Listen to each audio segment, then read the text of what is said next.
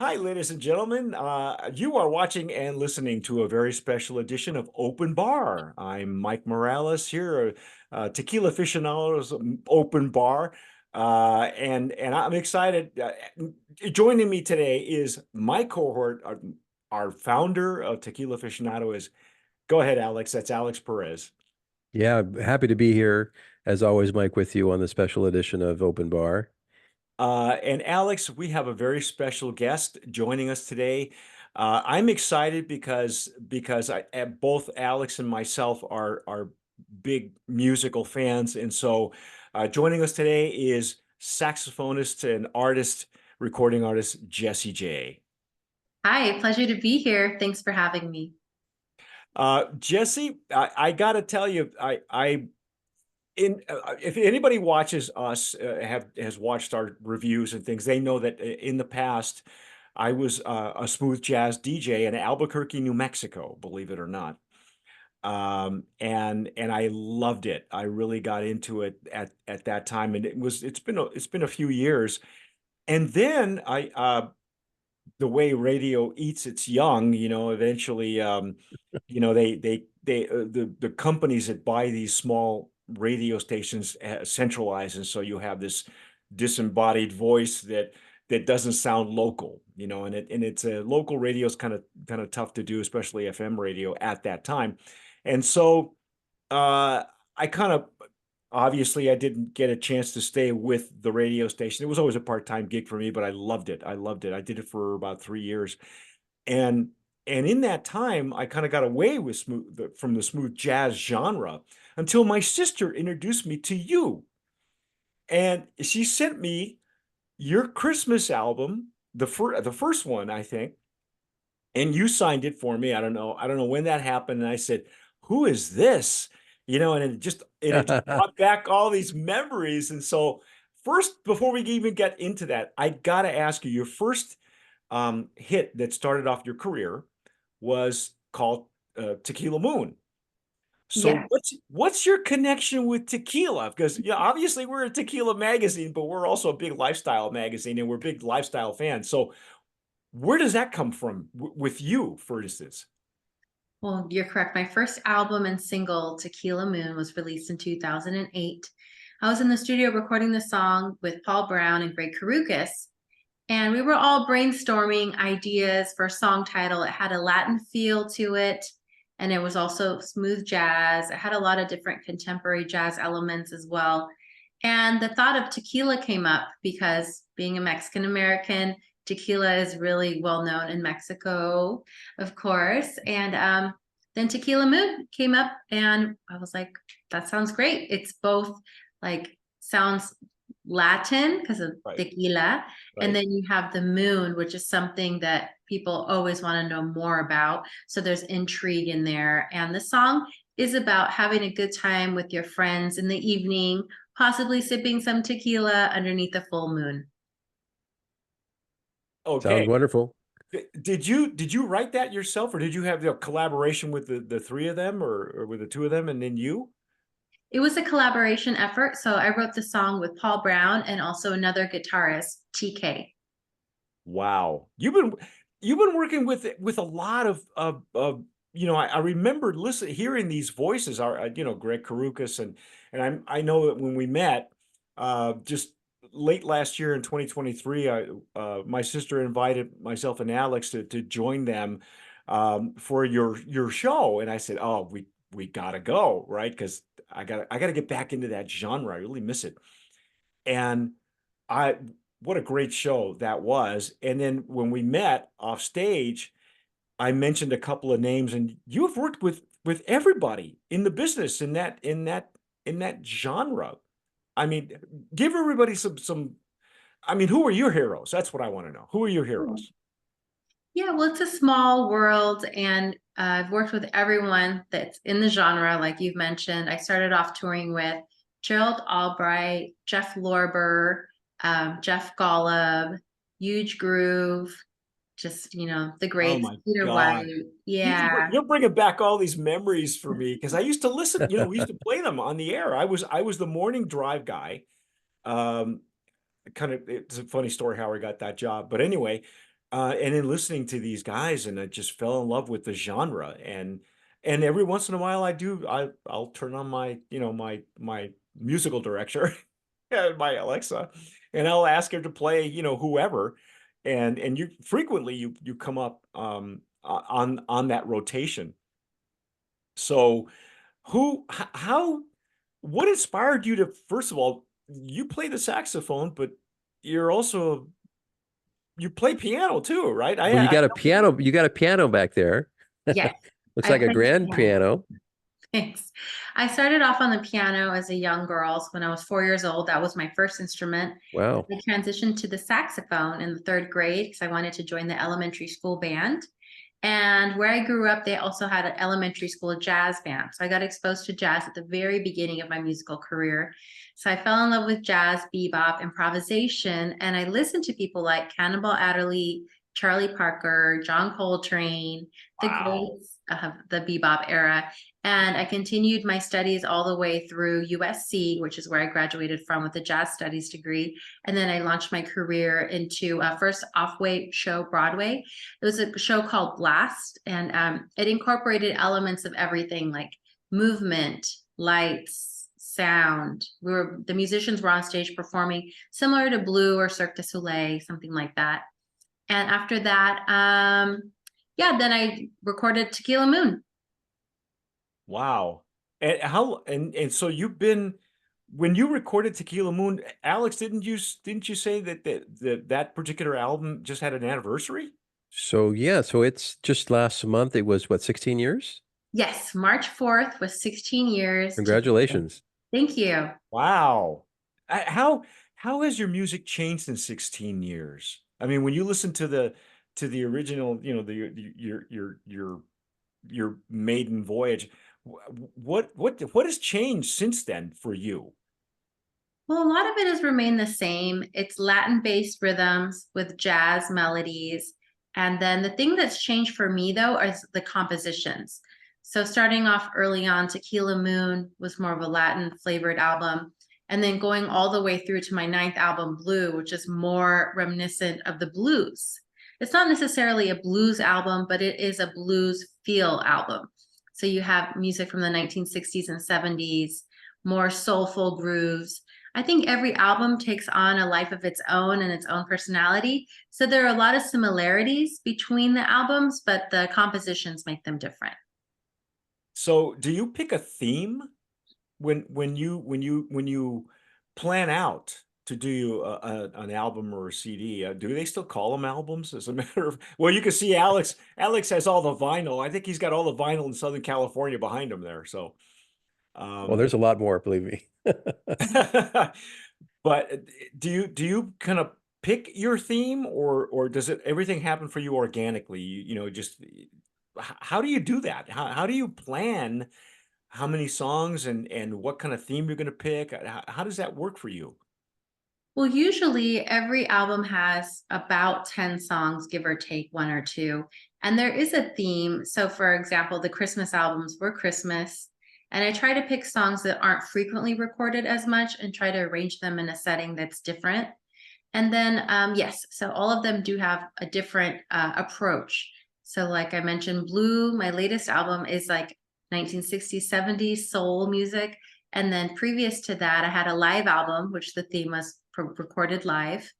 And then my One and Only One is an album that I recorded after a trip to Havana, Cuba, which is a very romantic time for me because that's when my husband and I first started dating. And so I have a lot of great memories of that. So that's a very Oh, romantic album. cool. Alex is Cuban. That's his background. He's Cuban. Oh, Yes, nice. and I love Cuba. Yeah, Well, good for you. They were able to visit. I loved it. We Yeah, went to Havana, Cuba for the jazz festival. beautiful, beautiful. Yeah, Wow. of course, very romantic. It's like you're locked in time. So it's and it stirs up a lot of, I think, creativity. Just going to cities and a country like that. Where else have you traveled to? I've traveled almost everywhere. So previous to being a solo artist, I toured with Michael Bolton and we did several tours. No kidding. Yeah, so I Woo! toured with him all over. And the only place that I haven't performed yet that I want to perform is Australia. Wow. Well, you just came back from the UK, right? Right Yes. after we saw you in December, I think, what was it, early January? You were in the UK? Yes, I was at the Pizza Express in Soho, London for 2 nights. And yeah, I've performed almost everywhere you could think of. That's good. You got a passport and you're not afraid to use it. That's amazing. I mean, you're obviously a recognized artist all over the world, so congratulations. Thank you. I again, I'm almost embarrassed that it was my sister that brought me back into the genre because, life gets in the way. You figure, where you were living, again, radio in that era when I was in radio, and particularly in Albuquerque, it was a tough sell for a lot of radio station. It just disappeared, which is sad because a lot of people missed it. There's still a pocket of people in a certain demographic. Well, I guess it's all about numbers anyway, so it's all about demographics, and that's just the way it worked. Um, but I remember when I moved to San Diego, and I was living there prior to moving to Albuquerque, and that's where I really picked up. I went to San Diego to heal a long time ago, and that's when I picked up listening to jazz and and I used to say the smooth jazz, and I don't even know if that's even is that even a term anymore because I think it kind of melted into adult contemporary, as a category. And I used to say that smooth jazz was just R&B with a saxophone, but I loved it. It was Motown with a sax. And then guys like Kenny G and David Sanborn and they just that's really where I picked up my love for that genre. Where do you see it going though? I mean, you've been in the thick of it all and you're still there. So where do you see this going now? Because are you see it branching out into are the arrangements getting more and more difficult and more uh layered, or how is it working now? Well, I still call it smooth jazz, and it also is called contemporary jazz. But you're right, a lot of it has melted into the adult contemporary format. I see it going just the same way it's going now. The people that like it will listen to it and find it no matter what, if it's on the radio or if it's not. There's a pretty strong fan base out there for jazz music in general. So I find it to be pretty similar to how it was when I started, other than there's less terrestrial radio stations out there. There's still a lot of smooth jazz venues, contemporary jazz promoters. It's pretty accessible for everyone here, especially in the United States.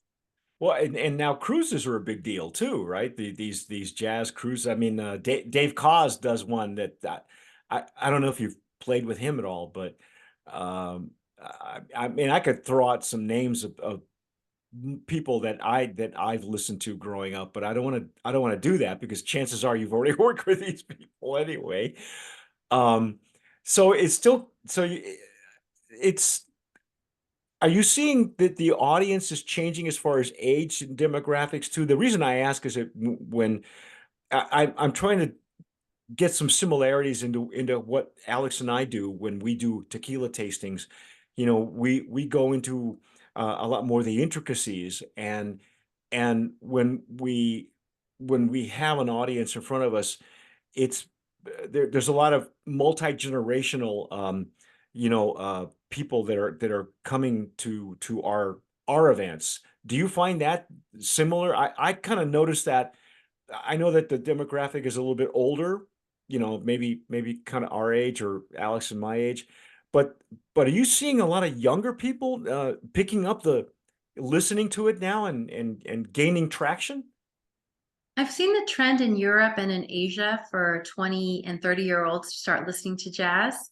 In the US, I find it to be 40 and up, generally speaking. There's some markets that have a younger audience, but it might just be the location of the jazz club. I'm not sure. I haven't done too much research on it, but I know that when I do travel to Europe, there's a difference in the audience. Yeah, Europe gets it. Same thing with tequila and mezcal, as a matter of fact. So let me ask you, what's your favorite tequila? Let's just go Well, since there. you said we would be sipping, I did make myself a margarita. Oh, Oh, good. Look at that. That's one hell of a Yeah. margarita. And I brought out the tequila that we use here so you could see it. Oh, good. You, Um, Alex, we have a residency at the El Cholo in Pasadena, uh-huh. and the Pasadena location is the biggest. Was it single barrel? Alex, what is it? The largest single barrel uh right. account for Patron in the United States. Yeah, so we've actually purchased the most barrels in the country, restaurant wise. The one that's actually number one is Disney World because they have a restaurant within Epcot, but obviously that Oh. wouldn't compare. So Yeah. we've had the most barrels. So we're a Patron house there at El Cholo, in Pasadena, which is part of the El Cholo family in Los Angeles, who last year just celebrated 100 years, in the restaurant business. But yeah, Congratulations. Patron's a great brand. Oh yeah, that's our favorite. My husband likes tequila. I like tequila. My preferred drink is a skinny margarita. It's just tequila, agave, and then lime or lemon juice. That's it. Excellent. So we have to get you to come out and see one of Oh, our do one of yeah, our please. classes and have One a of our skinny margarita. We've got that on the menu. Oh, I've been to El Cholo lots of times. I used to live near Pasadena and I went to school at SC, so Nice. Cholo, Yeah, So that's you're right. a So local that, girl. yeah. Well, So I live because I live in Pasadena. So you went to school in Pasadena? No, I went to USC, but I used to live right around Oh, Pasadena. excellent. Okay. Yeah, I lived over there for a while and I used to go to El Cholo. I love the tortillas, the guacamole. So All good. right. So good. oh, good. That's what we want to hear. That's what's making me a little plumpy lately. So Well, yeah, Alex is recently, we were doing a lot of consulting with them, and recently he just got hired as their beverage director. So he's really turned the menu and everything, the offerings, and so we're gonna uh, Alex is turning that place into the destination location we have always said it was, and even more so. So yeah, if I know you just released your tour dates for the rest of the year, and I'm looking at them now. You've got a full schedule. Do you starting? You're going to be in DC end of March 30th, right? Yes. And I actually did recently update them again. So, Well, that's not on your Instagram. Let us know. oh, well, this was on my Instagram stories. Oh, oh, okay. getting a reflection, but I Uh, can send it to you. Yeah, well, Awesome. that's cool because we want to let everybody know that where you're going to be, where they can catch you. Uh, um, so the other thing is, which one of you is the bartender? You or your husband? I make skinnies. He likes it straight. So he Oh, sips he likes to drink it tequila. neat. That's great. That's great. That's good. Yeah. Now you have an upcoming a new album coming out. Tell us about that because I think this is a really unusual theme, and I'm anxious to hear where the inspiration came from. Sure. I have an upcoming album called Children's Album. It's going to be released on Mother's Day because I'm a mother of two young boys. I have a 3-year-old and a 5-year-old. And this is a special album to me because they're songs that I created for my boys specifically. And I decided to record them to capture the memories and also to share with other families the joys of young children, their curiosity, and moving throughout the day with them. And now this is on piano, correct? Yep. I composed all the songs and performed them on the piano. I also played the flute and the piccolo. And then there was some string players hired to perform the string parts. We have violin, viola, cello, and there was an accordion on one of the songs too. So it's a lot of fun. I think people will really be able to relate to children's album because it has lullabies, it has a bath song, it has a little bit of everything. Alex, That's great. Yeah, yeah, I'm sorry, go ahead, Mike. no, I was going to lead into you. I'm throwing it to you, Alex. No, I love the song that I had a chance to listen to. It took me back. Well, my baby's going to be 22 this month. So I remember it took me back to when we would have I would play the little Einstein CDs, and he would listen to all those, and he enjoyed that. So it took me back to that period when we would play those CDs for him. I think that's why he's so smart now. So, but Nice. but no, love what you're doing, because obviously we as parents purchase music so our kids can appreciate it. Thank you. I like little Einstein, baby Einstein as well. I like the toys that they have. My kids had the piano. They had the little play along, like little it's like a Nice. portable player. Yeah, they had a lot of the baby Einstein toys too. They liked it. Oh, How, that's how, great. how do you balance your life between music and then performing live and traveling and being a mom? How does that work for you? Well, great question. I do try to balance everything so that it's not too much of one thing. I mean, definitely my family comes first. But as far as my tour dates go, I try to do 1 or 2 dates per month. That way I'm not gone for long periods of time. And then I'm here when they come home from school. I see them in the morning. I'm pretty much, very hands-on mom. So I love being a parent. It's a great joy. And they're only little once. So I'm trying to just get as much as I can of this special time with them. Do they travel with you? My son David traveled with me for a year and a half, and then COVID hit. So Oh, wow. yeah, he was born in 2018. As soon as COVID started, I had to, postpone, cancel all of my tour dates.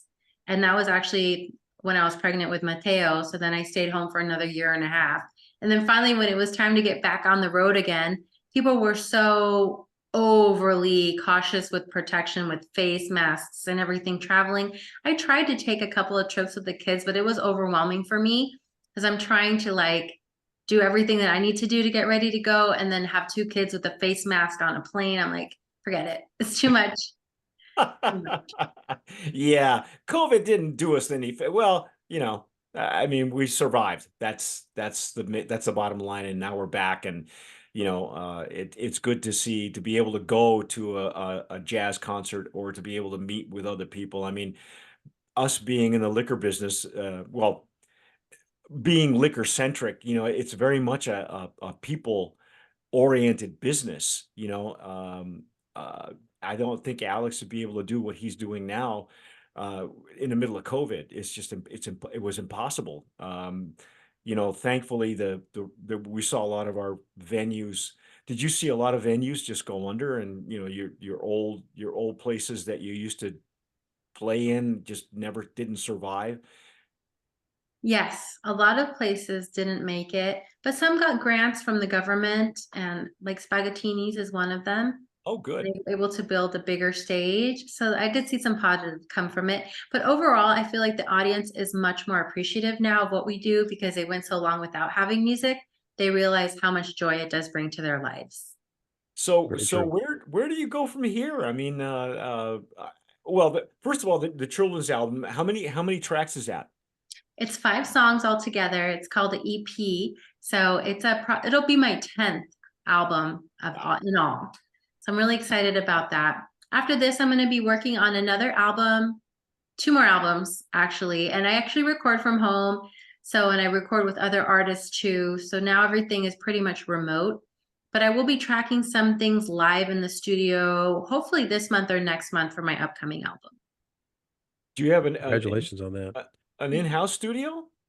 I do. It's a portable studio. So I have a microphone, and then I use my laptop to record with Pro Tools. And then I have everything that I need here at home for just the saxophone. And then I can do the other instruments in other places. But I record my piano here, flute here. Yep. How many instruments do Excellent. you play? I play a lot. So I started on piano. Then I mentioned there's 4 saxophones, soprano, alto, tenor, bari. Then I play the clarinets, soprano clarinet, as well as bass clarinet. And then I play the flutes and the piccolo and the guitar, and I sing. Yeah, oh, yeah, and she sings. That's right, folks. She sings.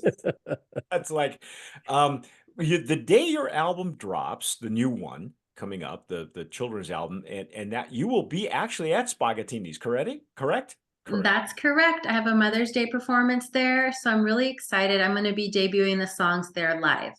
That is May 12th is what it's listed here on the, I'm looking at the tour dates on your Instagram. Wow. I got to tell you folks, it's a treat to see Jessy live. What's the J stand for, by the way? The J stands for Jess. Okay, no, but Jessy, it's your maiden name, is it? Oh, that's not even my real name. No, Jessy is from my name, Jessica. So Jessy's my nickname. And the Okay. J is just a made up jazz, like Jessy Jazz. Oh, okay. All right. Just okay. All right. Because It's like Michael T. Yeah. Well, yeah. Mike Tequila. That's not me. That's no. Uh, yeah, the reason I ask is that I know that we met your cousins. They actually, it was funny. We were sitting at the table right up in front of the stage, and the table next to us it turns out, were your family members. Where does your family roots, where do they hail from? Well, my dad was from Sinaloa, Mexico. So I've actually visited some tequila places there. I got to see how they make the tequila. It was really cool. And then my mom is from Texas. So I have a lot of different, I guess, types of Latina. So I have the Mexican Sinaloa, and then I have the Mexicans from Texas. So there you have it. A little bit of everything. Oh my gosh, I know you're playing San Antonio. I lived in San Antonio up until right before I moved back here September of 2020, and I lived in San Antonio. So it was one of the real special cities, and just gorgeous. Yeah. My mom is from out there. Yeah, San Antonio. Oh, is that where she's from? Well, technically Uvalde. She was born in Uvalde. Oh, Uvalde. Close to San Antonio. Yeah, but it's so sad to think about it now. Yeah, because it was I know it's if you've traveled the freeways of Texas, especially from San Antonio, you can get to Uvalde pretty easily. But yeah, it's tough to think about it now, but let's not dwell on that. So when you go on the road, do you have a rider that says you need Patron Tequila in your dressing room? No, but I usually, if I'm going to drink tequila, I get Patron. No kidding. Have you tried other ones? Yes, I have. Speaking of, there's one that I like called Milagro. Oh yeah, that's a solid tequila. It's still pretty solid. It's still quite well made. I know that some of the brands that people talk about are more mainstream, and Casamigos, people like that a lot at parties. Yeah, but that's not. I'm not going to go into that too much. But usually I drink Patron. That's my drink. Good. Excellent. So other than that, let me ask you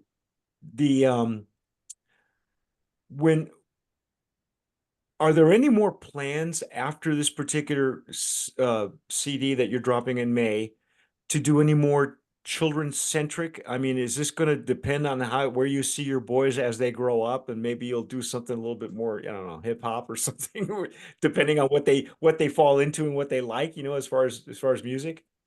Right now, I'm thinking this is the main children's album that I'm going to compose in my career, but things always change. So it was just a love project for me, a passion project, something I've been wanting to do.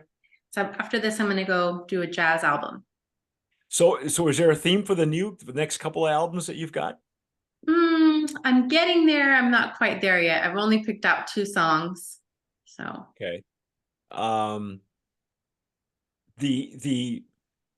The Latin flavor that you tend to have, is that something that will always kind of, is that a common thread that'll go through all most of your songs, or have you tried moving away from that and maybe do more, I don't know, R&B type stuff? I did have one album called Second Chances, and that was the R&B album for me. So there was some jazz fusion on there. I worked with Norman Brown, I also worked with Jeff Lorber, Jimmy Haslip, and it's a great album. It's totally different than from all my other albums. It's not Latin at all. So that was fun for me. I think this next one will be maybe a little more traditional jazz, some old school flair to it again. But I'm still waiting to see. But I think it will have some Latin elements in it as well. So do you do any of those cruises that have been popular lately? I mean, there's these themed cruises. I think we had a chance to interview Sammy Hagar not too long ago, and he just got done doing a rock and roll kind of tour, on a cruise ship. Is that something you've ever done? I have done the cruises before, but it was a long time ago. And now that I have two little ones, I'm probably not going to be doing a cruise anytime soon because it's a big commitment. You're gone for like 3 weeks at Yeah, sea, and at sea. yeah, that's a long time for me. Um, Now, other than that, who cooks at your house? I mean, is it mainly, I mean, is it different, or is it like Latin flavor food, or is it Mexican food? I mean, Sinaloa known for their food as well, as far as I remember. How does that work for you? Is cooking your thing, or your husband's thing? We both cook. I like to cook Mexican food and he likes to barbecue. So we do carne asada or something like that. He's in charge of the barbecue.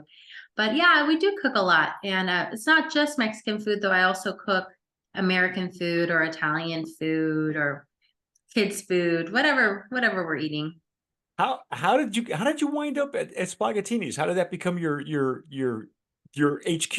I mean, that's where you're at, pretty much. Yeah, I like Spaghettini's. It's a beautiful venue. The music always sounds amazing in the room. And for me, it's pretty much a local show because I live in Orange County. So I'm not taking an airplane, I'm not staying in a hotel. I'm driving there and then I'm driving home. A lot of the shows that I go to, I travel to. So it's a really great gig for me. And I love the audience. It is like home base for me because I'm a Right. California girl. So I see a lot of the same fans that I've had for the last 16 years. So we're going through life together. It's pretty wonderful. That's fantastic. Now, Jesse, if I can ask you a technical question, since we're talking about albums and your new music, how does the Spotify's of the world, the Pandora, how does that affect you as a musician? Because obviously, you want your love for music, but you also want to make sure you sell and get your music out there. So how has that transformed in the last 16 years? It's funny because when I first started, there was no Spotify. So that's a recent thing. We were all selling CDs. My first album, as far as I knew, we had Pandora and Music Choice. Then Sirius XM started, and that was streaming. And things changed rather quickly. I think in 2010 is when a lot of the radio stations stopped playing smooth jazz or moved to different genres. So I'm okay with streaming. I adapted and I adapted quickly because I think it's important to just keep going. So I started my own record company, and that way I maintain the ownership, the masters, and 100% of the streaming income. So it's worked out for me, and yeah, I like it. Excellent. I think that's the way you have to do it in order to take advantage of it. Totally, I agree. Yeah. That's Excellent. yeah, because a lot of things have changed in the music business. I don't have to tell you that. Um, and and in satellite radio, every time radio evolves, it turns into something else, and then it for me it degrades. It degenerates into something else, or evolves into something else, and it's. I remember when Prince was alive and how tough it was for him to gain the rights back to his music, and to do things his way. I think he opened it up for a lot of artists, and then there are other artists like the Boss who are selling their entire they're selling their entire library to somebody else, to an investor, so that they get their money up front. I don't know how I don't even know how that works. You know, I I don't know. I just, where do you see music going? I mean, like Alex said, it was Spotify and Pandora, but now it's, uh, are you constantly watching where the industry is going, so you can pivot and go someplace else or do Yeah, something else? I do. I keep an eye on things. So interestingly enough, LPs are making a comeback. So people want to listen to vinyl again. CDs are still popular. There you go. With the jazz fans. So that's good for me because I can still print CDs and sell them. As far as the streaming goes, I really think that's where everything is headed. So I just am embracing it and just making the most of it. I think everything is eventually going to be streaming. But I think that everyone will always need to hear live music. And that's where musicians are going to be making the bulk of their money is from performances. Okay. So, do you prefer now anybody who's been to Spaghettini's, and this is in Seal Beach, California, I like it because the stage is actually bigger than it looks, and it's but it's also kind of intimate. I mean, it's inside a working restaurant, obviously. Do you like playing bigger venues or do you like the smaller venues? Which do you prefer? Something more intimate, or do you like? I mean, I remember I when I worked in San Diego years ago, I used to work on Shelter Island. And if you're familiar with Shelter Island, there's an amphitheater, or was, I'm not even sure if it's still there or not. And that's where guys like Michael Bolton and Kenny G would play when they would play in San Diego. They would play on Shelter Island. And I remember walking to work. I used to work in a hotel there, and I would work the, I don't know, a night shift or close to afternoon shift, and you could hear the musicians, warming up before the sun sets, because it's a beautiful venue because the sun would set. It's almost on the ocean, and that's where it's a bigger venue, but it's outdoors. So do you prefer outdoors, bigger venues, or which venues do you prefer? I like both. I think it's great to do a mixture of them all. So I have some jazz festivals on my list for this year.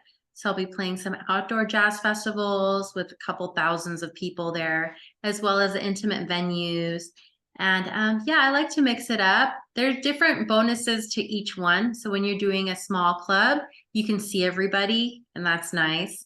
Then if you're doing a bigger venue, you get the outdoors, which is cool, but it could also rain and then you're canceled. So you just never know what's going to happen. Oh my goodness. What sort of things have happened to you, like live on stage? I mean, I, I wouldn't think that you'd have any wardrobe malfunctions. Is usually the malfunctions are equipment, I think. Have you ever done that? I've had some shows canceled because of severe weather, like a tornado's coming, we got to get off the stage, or there's lightning, it's getting dangerous for the musicians. And then I've also been in situations where there's a power outage, there's no microphones. You can name it, it's happened. How do you keep your sanity when something like that happens? That's crazy. Oh, I just go with the flow. Wow, you're just such an easy person to deal with. You must be like the least of anybody's problems when it comes to doing that. Have you ever been asked to work on someone else's album? I would imagine you have, right? Yes, I have recorded with other people too. So see, And I think you were just on Dancing with the Stars, weren't you? Yep, I do Yeah, the Dancing with the Stars house band in the fall seasons. nice. oh, not that's right, you did that. I am so out of it because I don't watch television anymore, and but my mother still does, and she'll still watch dance all the episodes of Dancing with the Stars, and she's still upset about Mario Lopez losing. So I don't know. What can I tell you? Um, I know I wanted to wrap up here for you because I don't I want to be respectful of your time, but um, the this situation in the music industry, uh, you don't do you see it improving, correct? I mean, you see it moving in a certain direction, and it's not. Do you see other genres having a hard time gaining traction, or has it always been pretty consistent all the way across? I think right now the Latin music scene is having a moment. Like artists like Bad Bunny, Carol G are breaking records for stadiums. So that's exciting. I like seeing like music in Spanish being just as popular as music in English. So that's Will a you big will deal. you do a full Spanish, a full blown? Will you go? Will you go like Linda Ronstadt and just do a couple of Spanish only classics. That's the same thing that popped in my head, like Canciones de mi padre. Yeah. Yeah. Yeah, that's been a thought of mine. It's a possibility. Awesome. God, Mhm. I hope so. The first one in line for that one. Um, I actually want to thank you because you actually did bring after my sister sent me the Christmas album, it really brought me back into listening more to this particular genre because I remember how much love I had for it. It was the coolest job I ever had. It wasn't, I always had another job to go to, but it was one of the ones that was really near to my heart because of the style of the music and of course the experience of being in front of a microphone. When Alex put a microphone in front of me 25 years ago this July, I said, "Dude, I'm on radio. You don't want to put me in front of a microphone because I will never shut up." And it's been 25 years and I still don't shut up. Uh, so, but like you, when we started, there was no YouTube. Alex was the first original podcaster when it came to the subject of tequila and tequila tastings, and that's where our history is together. We did our first podcast and tasting. We call these tastings sipping off the cuff in case you haven't seen them, and that was our first time. We did, I think it was a 2-hour tasting at the original Pasadena location of El Cholo before they moved to the one on Colorado Boulevard in that mall area. Did you go to the original one or did you go to the new one when you were I've been to in school? both. Yes, I've been to Oh, both. okay. Yeah, because and now it's come full circle. Now people want to listen to podcasts. So it wouldn't surprise me at all if, people in the UK, people in Europe decide, hey, Jessy J's on TA's podcast.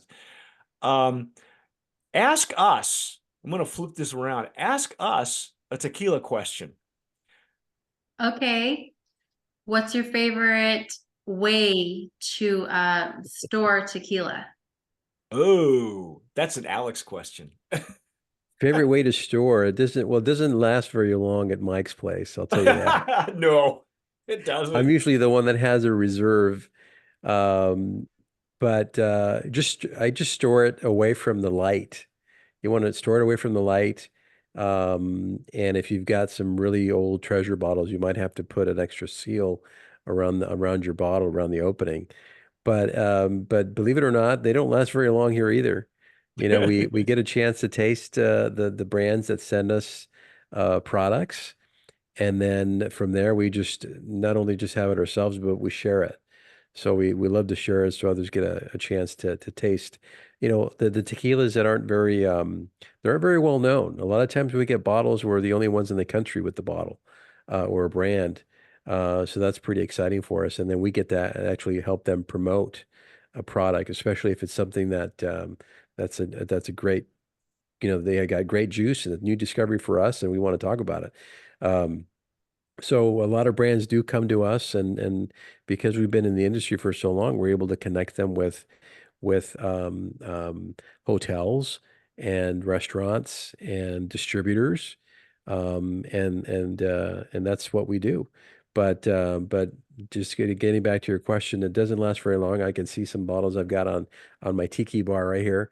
But I've got bottles all over the place, just like Mike does, because not only do we have bottles that are in different stages of consumption, but we've got what we call dead soldiers too. So we actually keep, or at least I do, I keep a lot of the bottles because they change, or they change distilleries. So I'm able to pull out when we do a show, maybe bottles that have gone through an evolution of maybe shape, size, label, or distillery. So we're nerds pretty much. Yeah. Well, I mean, you being in the music business, I would imagine you're and having studied music, do you find a lot of the musicians that you work with, are they studied musicians or are they just natural musicians or are the combination of both? Because you're very much studied. I mean, the amount of instruments you play alone, that's not something you can just pick up and Prince, on the other hand, that guy, I don't know how he played so many instruments when he did, but you went to school for a lot of that stuff. So do you see a combination of both in that industry, in that business? Yes, there is a lot of both. Most people now read music and they can play it by ear as well. So it's great to be surrounded by top musicians, especially in Los Angeles. Do you find that there are pockets of musicians in certain cities and states? Like, I don't know. I would think New Orleans would be a place where you could get a lot of you'd see a lot of natural talent there. Am I wrong with that, or are there other cities that have little pockets of talent? Yeah, I would say LA, New York probably have the best musicians out there. London is another great city for music, especially jazz. So it just depends. The bigger the city, the more musicians you have to choose from. Well, I Now, got a question that just came to mind when you went to Cuba, which has a lot of talent that really has been hidden for a long time. I mean, when the Buena Vista Social Club came out, those were basically physicians, I mean, not physicians, excuse me, musicians that had been forgotten, that were brought back and life was infused back into them and they were able to start playing again and share their music. Were you able to meet any of those types of musicians when you were out there in Cuba? I did meet a lot of musicians while I was there, not the Buena Vista Social Club musicians, because a lot of them have passed on. Correct. But I did get to see a lot of the authentic musicians, and I jammed with a lot of them because I had my saxophone, and it I was, was going to ask you if you had a chance to jam with some of those guys and girls, I'd imagine. I don't know. I definitely jammed. Yeah, and people danced the whole time. So the combination between the music and the dance is just the culture is there. You have the food, the drinks, everything. It's a beautiful place. Loved That's it. awesome. That's awesome. Do you have any plans of uh what's I don't want to use the word grooming, but acquiring talent for your record label? I mean, do you have other artists under your label, or is it just exclusively you? I am at this point just doing my music. A couple of artists have asked me about releasing, but just to be fair, I have limited time with my schedule as a mom, so I don't see myself really investing a lot of time into, several projects at once.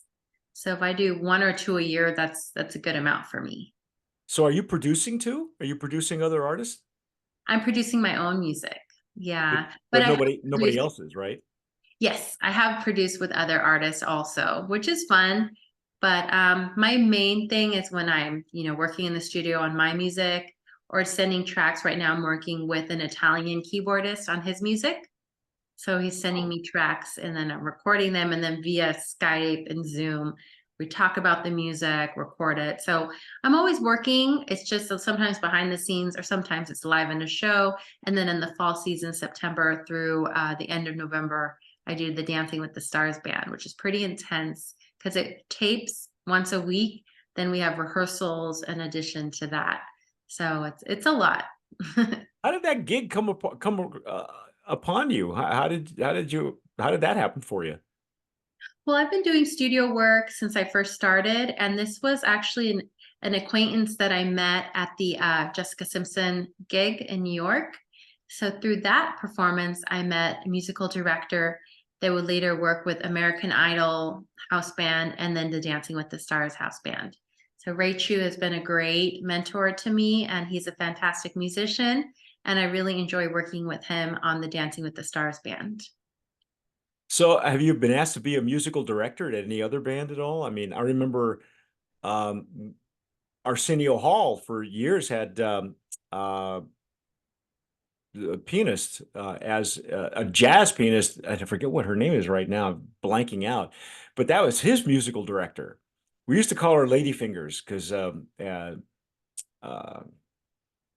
again, her name escapes me right now, but she's very popular. One of her songs is popular on TikTok and YouTube for a while. It was a dance thing everybody was doing.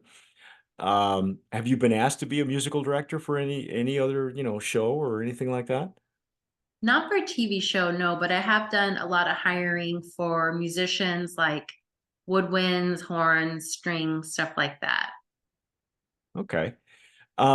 So wrapping up, I want to make sure that we get all that information out to you. When does the new CD drop? Just so in case everybody's caught us in the middle of this interview.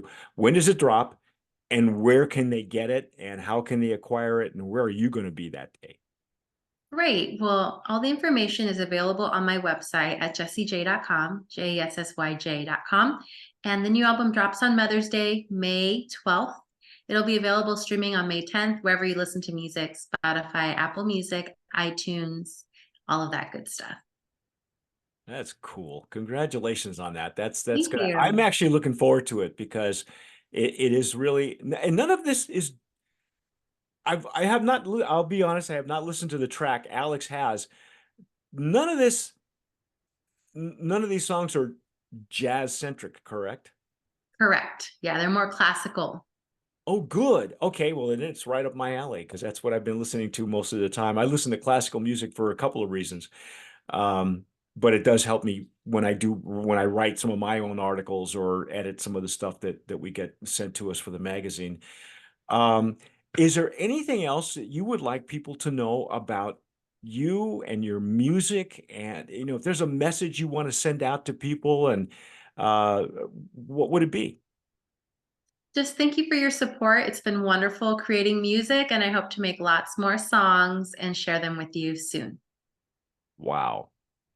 Uh, Alex, there's there something else you'd like to ask Jessy before we let her go? I know she's busy, and but No, I we've just want taken to a thank lot you of, for taking yeah, your time. yeah, we've taken a lot of your time, and I know you got to get back probably to your children, but loved seeing you in live. You play effortlessly. Yeah, I know it's not easy. I know it takes a lot of practice and time to get to where you're at, but I mean, it's just you play beautifully and it looks effortless, and you can see that you're really enjoying what you do.